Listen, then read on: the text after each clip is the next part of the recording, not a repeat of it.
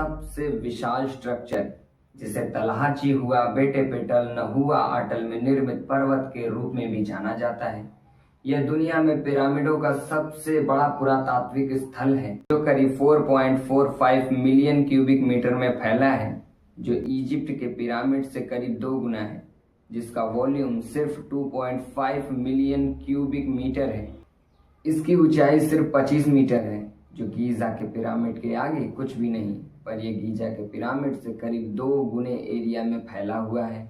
तो फिर सवाल ये कि गीजा के पिरामिडों से भी इतना बड़ा होने के बावजूद ये गीजा के पिरामिडों जितना फेमस क्यों नहीं है? वेल, आज की वीडियो में हम जानेंगे the great pyramid of Cholula की यही राज। तो हेलो फ्रेंड्स, मैं हूं आकाश और करते हैं एक और नए एपिसोड की शुरुआत।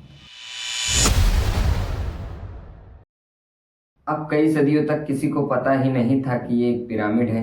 16वीं शताब्दी में स्पेनिश इन्वेंडर ने प्यूबला शहर पर आक्रमण किया तो उनका पहला गोल था कि वहां के लोकल कल्चर को डिस्ट्रॉय करना और अपने कल्चर में मिलाना। स्पेनिश इन्वेंडर्स ने पिरामिड के ऊपर एक चर्च भी बनाया, पर उन्होंने जानबूझकर यह चर्च पिरामिड के ऊपर नहीं बनाया।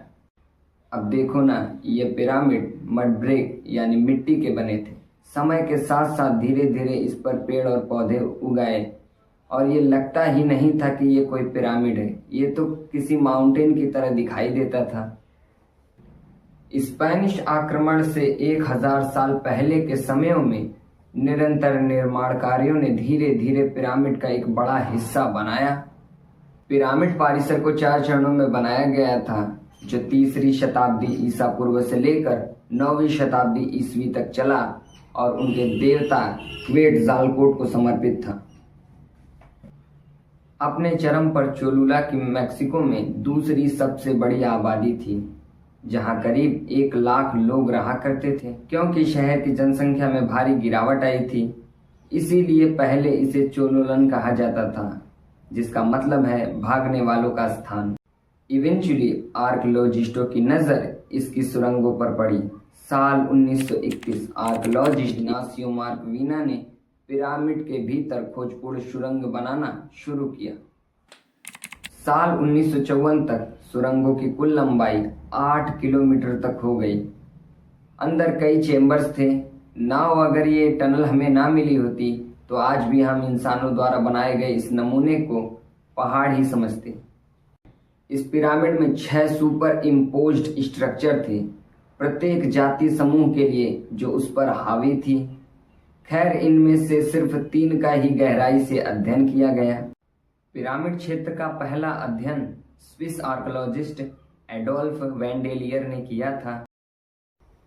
एडोल्फ ने इस स्ट्रक्चर का पहला सटीक माप लिया और इसके निर्माण के तरीकों में कुछ प्रगति की और पिरामिड के साथ मेल खाने वाली डोमेशियल स्ट्रक्चर पर भी काम किया। हालांकि मध्य मैक्सिको में प्राचीन शहर और पिरामिडों के महत्व के बावजूद इस पिरामिड का गहराई से अध्ययन नहीं किया गया। शायद यही वजह रही होगी कि आज भी ये पिरामिड बाहरी दुनिया से अनजान है। खैर, आज ये पिरामिड चोलुला में मुख्य पर्यटक आकर्षण का केंद्र है। वैसे दोस्तों, आपको अगला वीडियो किस टॉपिक पे चाहिए हमें कमेंट करके ज़रूर बताइएगा। अगर ये वीडियो अच्छी लगी हो तो इस वीडियो को लाइक कर दीजिएगा और चैनल को सब्सक्राइब करना ना भूलिएगा। मिलते हैं नेक्स्ट वीडियो में, तब तक के लिए goodbye and take care.